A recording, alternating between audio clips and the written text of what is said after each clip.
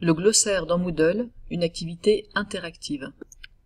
Dans Moodle, c'est vous, enseignant, qui créerez bien sûr les glossaires sur votre cours, qui créerez éventuellement les catégories. Mais ce qui va être intéressant, c'est que les élèves auront la possibilité de créer des entrées, de créer des nouveaux mots et des nouvelles définitions, et éventuellement de commenter. Donc c'est vraiment une activité participative, interactive.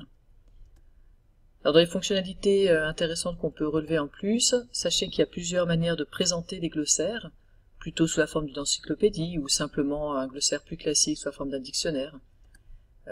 Vous avez aussi la possibilité, quand vous créez un nouveau mot dans le glossaire, d'activer les liens automatiques, et chaque fois que dans votre cours Moodle, le mot apparaîtra dans une page, dans un quiz, ce mot sera mis en valeur et vous pourrez accéder à la définition du mot. Et enfin, on peut associer au glossaire des mini-jeux.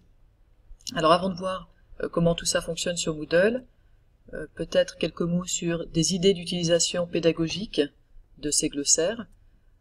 Alors bien sûr, tout simplement comme un glossaire, ça peut servir à définir les mots qui sont difficiles dans le cours. Ça peut permettre aussi de réaliser une sorte de recueil des questions fréquemment posées.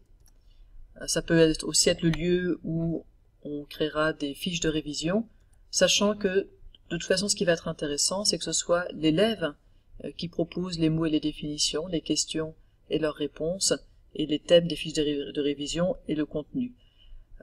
Plus évidemment l'élève participera à l'élaboration de ce glossaire, mieux la mémorisation sera activée. Dernière proposition d'utilisation pédagogique, peut-être plutôt pour les cours de langue, on peut profiter d'un glossaire pour faire une sorte de trombinoscope où les élèves décrivent un peu leur vie, leurs loisirs, etc.